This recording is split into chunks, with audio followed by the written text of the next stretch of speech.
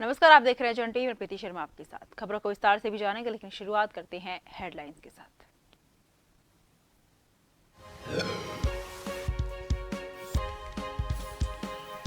गौरीकुंड में एसडीआरएफ और स्थानीय प्रशासन का रेस्क्यू अभियान जारी। शनिवार देर शाम तक निकाले गए थे 3 शव, 17 लोग अभी भी लापता। सौरभ बहुगुणा का लगातार प्रशासन से संपर्क। 7 वर्षीय युवा गुलदार की तारबाड़ में लगे फंदे में फंसने से दर्दनाक मौत। वन विभाग ने गुलदार के शव को पोस्टमार्टम के लिए भेजा। मौके से जानवर फंसाने वाले 4 फंदे बरामद।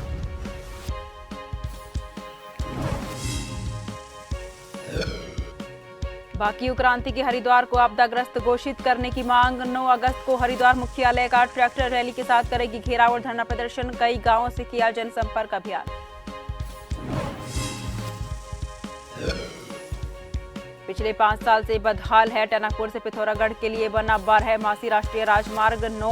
बरसात और भूस्खलन से सड़क के किनारे मलबे का ढेर, बनी रहती है दुर्घटनाओं की आशंका।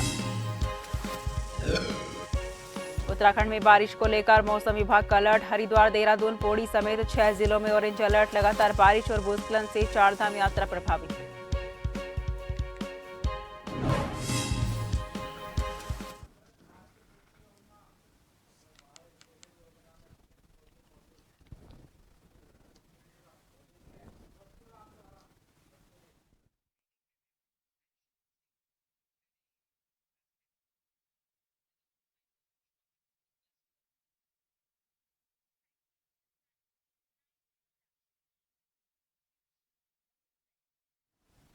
बीते रोज केदारनाथ धाम के मुख्य पड़ाव गौरीकुंड के पास पहाड़ी के दरकने से हुए भूस्खलन में 19 लोग लापता हो गए थे, जिनमें से 3 लोगों के शवों को एसडीआरएफ की तरफ से देर शाम तक रेस्क्यू कर लिया गया था।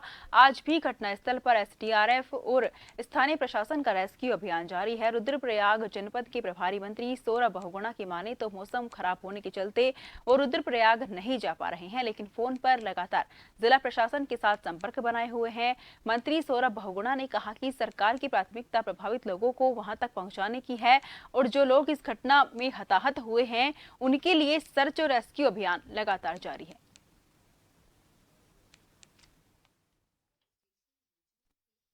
नहीं, देखिए, बहुत ही दुखद घटना हुई है। लगातार परसों रात से हमारे अधिकारी, हमारी एनडीआरएफ, एसडीआरएफ की टीम, माननीय मुख्यमंत्री जी, मैं, हमारे गढ़वाल कमिश्नर, हम सब वहाँ पर लगातार टच पर हैं।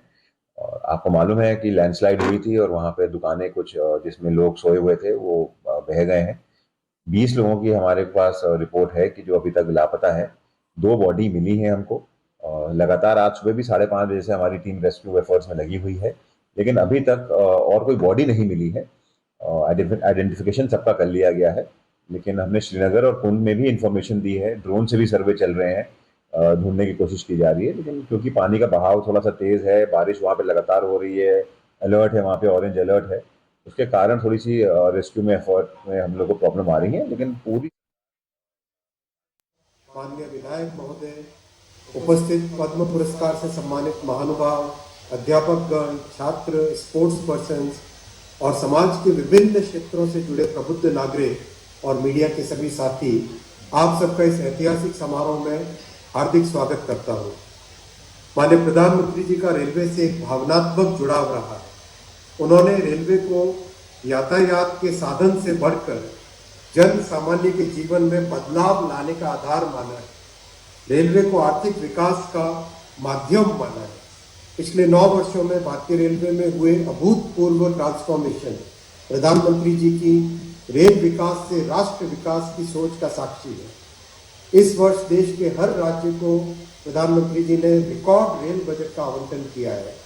पिछले 9 वर्षों में रेलवे को आवंटित राशि करीब 9 गुना बढ़कर इस साल 2,40,000 करोड़ रुपए की गई। प्रधानमंत्री जी का एक स्पष्ट फोकस रहा है सेफ्टी, उत्तम पैसेंजर एक्सपीरियंस और नई टेक्नोलॉजी का उपयोग। चाहे जम्मू कश्मीर में आज विश्व का सबसे ऊंचा रेलवे आर्च ब्रिज बन रहा हो, कोलकाता में हुगली नदी के नीचे मेट्रो बनने का काम हो, देश में चल रही 50 वंदे भारत सर्विसेज का काम हो, या फिर तेजी से बन रहे मुंबई से अहमदाबाद बुलेट ट्रेन प्रोजेक्ट का काम हो, प्रधानमंत्री जी के नेतृत्व में इन सब प्रोजेक्ट्स की देश भर में चर्चा है।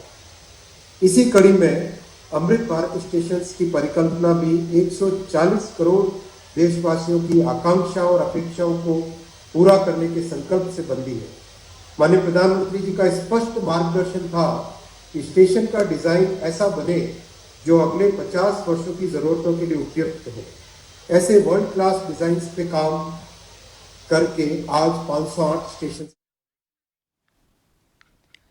टनकपुर से पिथौरागढ़ के लिए तैयार की गई 12मासी राष्ट्रीय राजमार्ग 9 5 साल में ही बदहाल हो गया। सबसे अधिक सड़क पिथौरागढ़ से घाट तक के हालात ठीक नहीं हैं। जगह जगह पर बरसात के दौरान पहाड़ी से हुए भूस्खलन के कारण सड़क किनारे मलबे का ढेर लगा है, तो कहीं पर सड़क की सुरक्षा दीवारें क्षतिग्रस्त हो चुकी हैं, कहीं पर सड़कों पर गड्ढे हो गए हैं, तो कहीं पर सड़क टूट गई है। गौरतलब है कि करोड़ों की लागत से सड़क का निर्माण कार्य किया गया है। सड़क की बदहाली के चलते दुर्घटनाओं की आशंका भी बनी हुई है। हालात ऐसे हैं कि तेज बारिश में कई दिनों तक सड़क बंद होने से आवागमन ठप हो जाता है।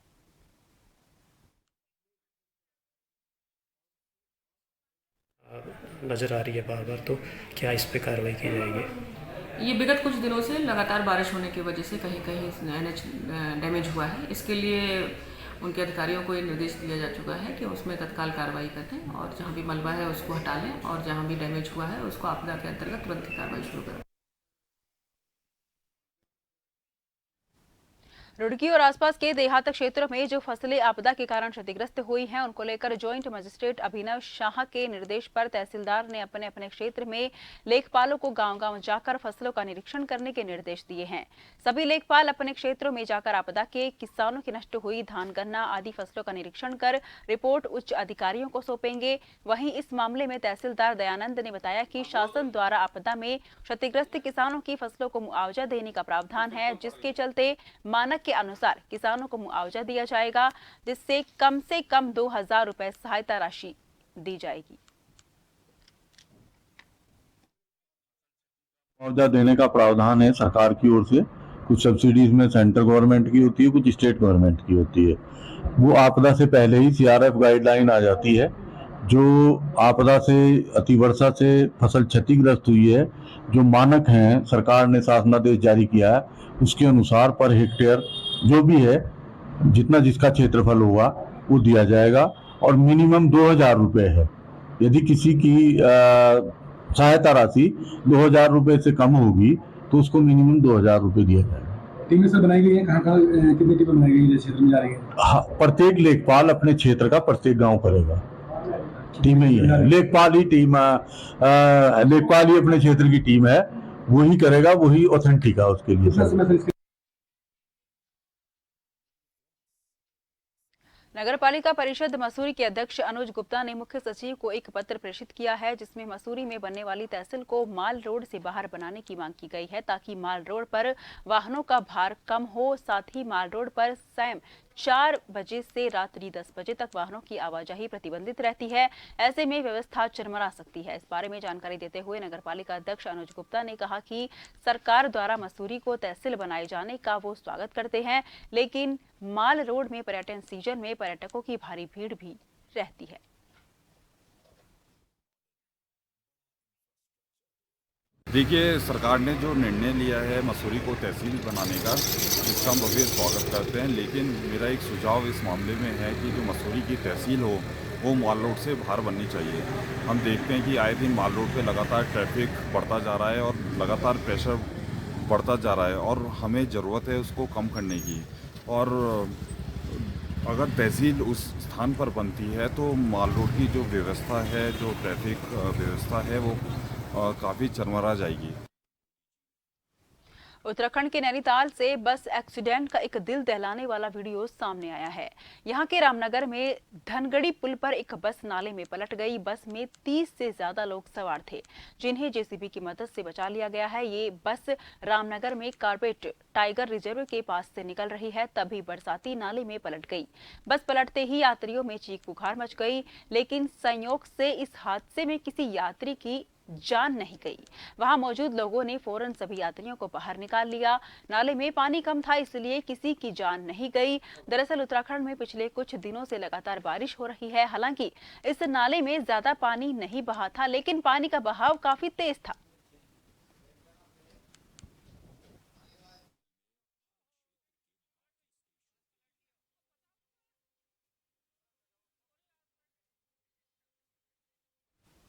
खबरों का सिलसिला जारी रहेगा, फिलहाल लेते हैं छोटा सा ब्रेक।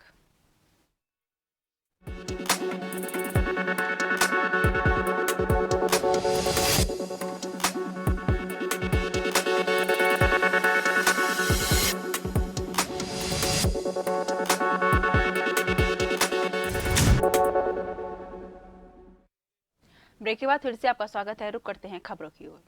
खबर पिरान कलेर से है, जहां पर धनोरी और जसवावाला गांव से है, जहां पर भारतीय किसान यूनियन क्रांति राजनीतिक के राष्ट्रीय अध्यक्ष विकास सैनी के नेतृत्व में आधा दर्जन गांव से ज्यादा जनसंपर्क अभियान किया गया है।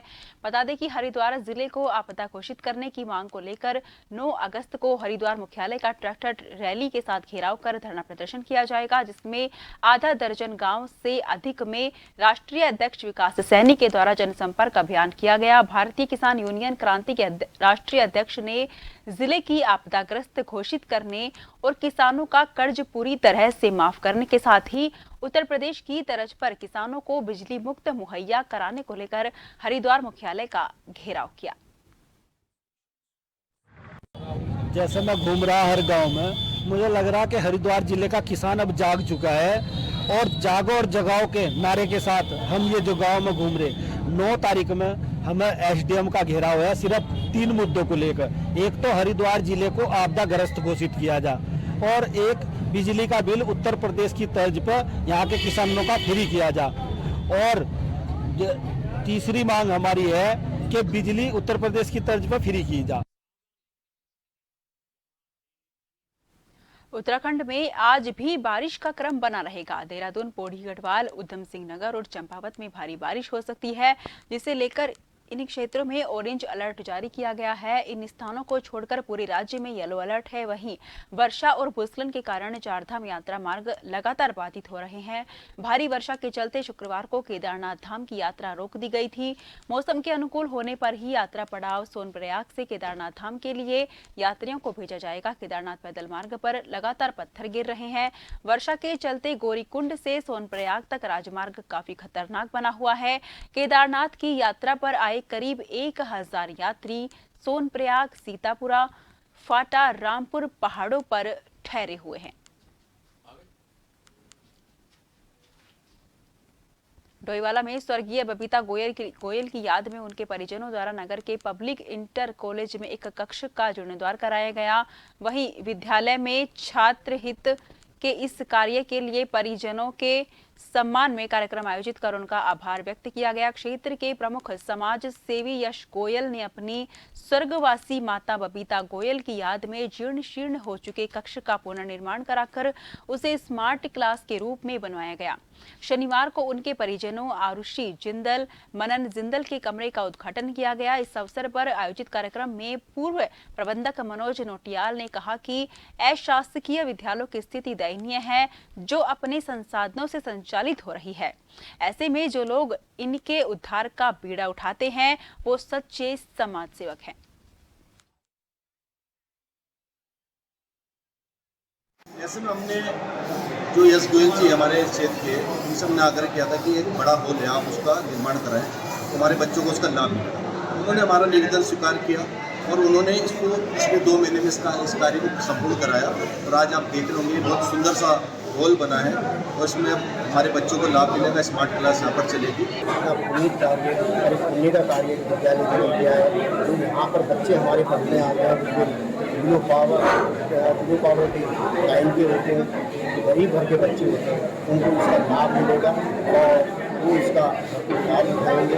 मैं जितने भी यहाँ पर हमारे लोग होते थे, उन्होंने समाज के अगले पंक्ति के लोग होते हैं, उन्होंने और भी इस विद्यालय को कार्य करने के लिए कहा है। रुड़की के गणेशपुर में एडीपी द्वारा डाली गई सीवर लाइन के बाद कई बार धंस चुके मकानों से आसपास के लोग भारी परेशान हैं। वहीं इस मामले में हाल ही में नगर निगम से इस्तीफा दे चुके पूर्व मेयर गौरव गोयल ने भारी गुस्सा जताया और कहा कि एडीपी द्वारा किए गए कार्यों में भारी घोटाला किया गया था और इसमें कई नेता भी शामिल रहे, इसलिए आज तक एडीपी पर कोई कार्रवाई नहीं की गई। ना ही नगर विधायक प्रदीप बन्ना ने उस वक्त कंपनी के खिलाफ कोई कार्रवाई की और ना ही पूर्व एमएनए ने कोई एक्शन उठाया। उन्होंने एमएनए और नगर विधायक पर गंभीर आरोप लगाते हुए कहा कि पूर्व एमएनए नुपुर वर्मा विधायक प्रदीप बन्ना के इशारों पर काम करती रही। रही थी। टेंडर्स के बारे में भी मैं रुड़की नगर की जनता को अवगत कराना चाहता हूं कि जो शहर के विकास कार्यों को लेकर 75 टेंडर किए गए थे, उन टेंडरों के अंदर किन्हीं कारणों से, मैं नहीं जानता किन कारणों से, किस राजनीतिक दबाव के तहत वो टेंडर्स कैंसिल कर दिए गए। अब कब निकलेंगे, कैसे निकलेंगे, किसके कहने पे वो कैंसिल हुए हैं, अपने आप में सवालिया निशान है। नुपुर वर्मा द्वारा पिछले कार्यकाल में 12 करोड़ रुपए के एजेंसी वर्क निकाले गए थे। एजेंसी वर्क का मतलब सीधे सीधे भ्रष्टाचार, उनके द्वारा जो भारी भ्रष्टाचार किया गया, ऑडिट रिपोर्ट में भी वो साफ रूप से दर्शाया गया है। तो 12 करोड़ रुपए के जो टेंडर्स उन्होंने निकाले हैं, एजेंसियां जो उन्होंने निकाली हैं, उन एजेंसियों के लिए जवाबदेही उनकी बनती है। इस एजेंसियों के अंदर ना तो मेयर के साइन होते हैं और ना ही मेयर को उन्होंने दिखाया, ना ही प्रतिलिपि तक भेजी। कांग्रेस प्रदेश अध्यक्ष करण मेहरा ने और युवा नेता मनीष खंडूरी के द्वारा अंकिता भंडारी हत्याकांड गढ़वाल के नेताओं के ऊपर दिए गए बयान को लेकर राजनीति जारी है। दरअसल अब हरिद्वार से लोकसभा सांसद पूर्व मुख्यमंत्री डॉक्टर रमेश पोखरियाल निशंक ने जुबानी हमला बोला है। डॉक्टर निशंक ने कहा है कि कांग्रेस के नेताओं को कम से कम अपनी भाषा पे संयम रखना चाहिए और इस तरीके से नहीं बोलने चाहिए। डॉक्टर निशंक ने कहा कि इसका खामियाजा कांग्रेस को आने वाले चुनाव में भी उठाना पड़ेगा और अब अगर वो जनता के बीच जाएंगे तो गढ़वाल की जनता उनसे जरूर पूछेगी कि कांग्रेस के मन में गढ़वाल के नेताओं को लेकर क्यों इतनी नफरत भरी हुई है। कुछ भी बोल दो और उसके बाद पलट जाओ, जब चाहे तब जो है कसम खा दो और उसके बाद जो है बोल दो कि ये तो ऐसा थोड़ी चलता है। राजनीति में विश्वसनीयता होनी चाहिए। अब गढ़वाल के लोगों को गढ़वाल मालूम नहीं है कि गढ़वाल ने कितना बड़ा योगदान दिया है। आज पूरे देश ने, पूरी दुनिया में गढ़वाल के लोगों ने हिंदुस्तान का नाम ऊंचा किया है। आपको थोड़ा तो शर्म आनी चाहिए। क्या बोल रहे हैं आप गढ़वाल के लोगों के लिए। और जहां तक अंकिता भंडारी का सवाल है, गवर्नमेंट ने तत्काल कार्रवाई की है, कोई कोर कसर नहीं छोड़ी है। जो उसके लिए दोषी थे उनको उठा करके जेल के शिकंजों में डाला है। नगर निगम को बनिया की दुकान बताए जाने पर रुड़की के वैश्य समाज में रोष व्याप्त है, जिसको लेकर वैश्य समाज के लोगों ने प्रेस वार्ता कर नगर विधायक प्रदीप बन्ना के खिलाफ मोर्चा खोल दिया। अग्रवाल धर्मशाला में हुई प्रेस वार्ता में वैश्य समाज के खिलाफ की गई अनर्गल बयानबाजी को लेकर अपनी नाराजगी व्यक्त की है और कहा है कि विधायक इसके लिए माफी मांगे, अन्यथा वैश्य समाज उनका पूर्ण रूप से बहिष्कार करेगा। उन्होंने कहा कि वैश्य समाज हमेशा से राष्ट्र निर्माण कार्यों और सामाजिक चेतना के प्रहरी के रूप में कार्य करता आया है। विधायक प्रदीप बन्ना ने वैश्य समाज के प्रति जो अपनी घृणा व्यक्त की है, उससे नगरवासियों की ही नहीं बल्कि संपूर्ण वैश्य समाज की भावनाएं आहत हुई हैं। चाहे वो ओबीसी समाज हो, वैश्य समाज हो, कोई भी समाज हो, अगर समाज के ऊपर कोई गलत टिप्पणी करेगा तो उसको तो सबक सिखाना पड़ेगा ही। अब आप देखिए उत्तर प्रदेश में स्वतंत्र देव सिंह जी ने करी थी, त्यागी समाज के ऊपर, कश्यप समाज के ऊपर, सैनी समाज के ऊपर, वे भी आंदोलन कर रहे हैं। देखिए भाई साहब, पार्टी है, पार्टी अपनी जगह है, लेकिन अगर समाज क्या है, अपना घर है। अगर कोई हमारे समाज पे, हमारे घर पे वार करेगा तो कायर नहीं है, चूड़ी नहीं पहन रखी, जो चुपचाप बर्दाश्त करते रहेंगे। वो टाइम जा चुका। बनिया किससे डरा हुआ नहीं है। शनिवार को सोर घाटी संस्था गल्ला कल्याण समिति के बैनर तले चंपावत जिले के गल्ला सस्ता विक्रेता ने अपनी विभिन्न समस्याओं और मांगों को लेकर लोहाघाट के पाटन पाटनी में बैठक की। बैठक में सभी सस्ता गल्ला विक्रेताओं ने अपनी अपनी समस्याओं को रखा। वहीं बैठक के मुख्य अतिथि सोर घाटी सस्ता गल्ला कल्याण समिति के प्रदेश अध्यक्ष मनोज पांडे रहे। उन्होंने सभी सस्ता गल्ला विक्रेताओं की समस्याओं को सुना। पांडे ने कहा कि आज सरकार के द्वारा सस्ता गल्ला विक्रेताओं का कई तरह से शोषण किया जा रहा है। पिछले कई महीनों का भुगतान तक सस्ता गल्ला विक्रेता को नहीं किया गया है, जिस कारण सस्ता गल्ला विक्रेताओं के सामने आर्थिक संकट पैदा हो गया है। वहीं बैठक में पूर्व जिला अध्यक्ष प्रकाश सिंह बोहरा का कार्यकाल समाप्त होने के बाद सर्वसम्मति से चंद्रवल्लभ जोशी को चंपावत जिले का जिला अध्यक्ष चुना गया है। पहली बार जनपद चंपावत में आया हूं और अपने विक्रेताओं से आज पहली बार रूबरू हुआ हूं और मैंने सबको आश्वस्त भी कर दिया है कि हमारा जो संगठन है वो विक्रेताओं के हित में बहुत जल्दी कोई ठोस कदम उठाने जा रहा है, जिसमें इन सभी लोगों ने सहयोग के लिए मुझे आश्वस्त किया और सरकार जिस भावना के साथ हमारे साथ काम करा रही है, ये कर रही है, इसका हम मुंह तोड़ जवाब देने के लिए हम तैयार हैं। डोर स्टेप जो डिलीवरी की जा रही है उसके लिए हम विरोध करेंगे। क्योंकि इसमें पुराना भुगतान न होने के कारण हम इसका पूर्ण। खबर उधम सिंह नगर जिले के किच्छा कोतवाली से है, जहां किच्छा कोतवाली के अंतर्गत बाराकोली रेंज में एक 7 वर्षीय युवक गुलदार की तारबाड़ में लगे फंदे में फंसने से दर्दनाक मौत हो गई। गुलदार की मौत के बाद वन विभाग की टीम में हड़कंप मच गया। कोतवाली अंतर्गत ग्राम गऊघाट कठरों के रघुवंशी फार्म आम के बाग की सुरक्षा के लिए तारबाड़ लगाई गई थी। इसी तारबाड़ में लगाए गए फंदे में एक गुलदार फंस गया। कई घंटे तक गुलदार फंदे में फंसा रहा। सुबह जब फार्म हाउस के मैनेजर रामावतार को जानकारी हुई तो उन्होंने वन विभाग को मामले की जानकारी दी। एसडीओ संतोष पंत ने बताया कि संदिग्ध परिस्थितियों में करीब 7 वर्ष के गुलदार की मौत हुई है और मामले में रिपोर्ट दर्ज कर बारीकी से पूरे मामले की जांच की जाएगी और पीएम रिपोर्ट के बाद आगे की कार्रवाई की जाएगी। ये ढोराडाम जो हमारी बीट है उसके पास लगता हुआ ये रघुवंशी फार्म के नाम से एक बगीचा है, उसकी सीमा पर तारबाड़ में एक तेंदुआ फंसा है। सूचना पर जब स्टाफ आया तो ये मौके पर मृत मिला। इसमें कार्रवाई अभी जांच की कार्रवाई जारी है और क्योंकि इसका पशु का पोस्टमार्टम कराया जाना है तो उसके उपरांत ही मृत्यु के वास्तविक कारणों को बता पाना संभव है। मेरे को रामोतार मुंशी हैं, यहाँ के फार्म के जो मैनेजर हैं, उनके द्वारा फ़ोन किया गया कि हमारे जंगल वाले टुकड़े में जो बॉर्डर है जंगल का, फार्म का और जंगल का जो बॉर्डर है उसमें तार लगा देते हैं जो तारबाड़ी के लिए, जिससे कि कोई नुकसान ना हो खेतों में। उसमें कोई तेंदुआ फंस गया है, लेकिन वो उस समय जिंदा था। उन्होंने बताया कि वो फंस गया है और वो तड़प रहा है। तो मैंने फिर तुरंत फॉरेस्ट विभाग को फ़ोन किया। फॉरेस्ट विभाग यहाँ पर 15 से 20 मिनट में पहुँच गया, लेकिन तब तक उसकी डेथ हो गई थी। सुबह में चौकीदार ने फ़ोन किया कि ऐसा ऐसा ये कुछ जानवर फंसा, शेर है या चीता है। चौकीदारों ने तेंदुआ फंसा हुआ था। हाँ, तेंदुआ जो भी हो। हमने तुरंत वहीं से पहले प्रधान जी को फ़ोन किया, हमका फॉरेस्ट वालों को सूचित करो, सबको सूचित करो। उसके बाद हम आए, तब तक 3 लोग फॉरेस्ट के आ भी गए थे। मसूरी के ऐतिहासिक जॉर्ज एवरेस्ट के पास खाई में गिरने से दिल्ली के पर्यटक की मौत हो गई, जिससे क्षेत्र में हड़कंप मच गया। घटना की सूचना मिलते ही Mussoorie police, NDRF, Mussoorie fire service के जवान मौके पर पहुंचे और काफी मशक्कत के बाद खाई में गिरे युवक को निकालकर मसूरी उप जिला चिकित्सालय 108 एम्बुलेंस के माध्यम से ले जाया गया, जहां डॉक्टरों ने मृत घोषित कर दिया। मसूरी कोतवाल शंकर सिंह विष्ट ने बताया कि शहर के पर्यटन स्थल जॉर्ज एवरेस्ट में 500 मीटर गहरी खाई में गिरने से दिल्ली के पर्यटक की मौत हो गई। पुलिस घटना की जांच कर रही है।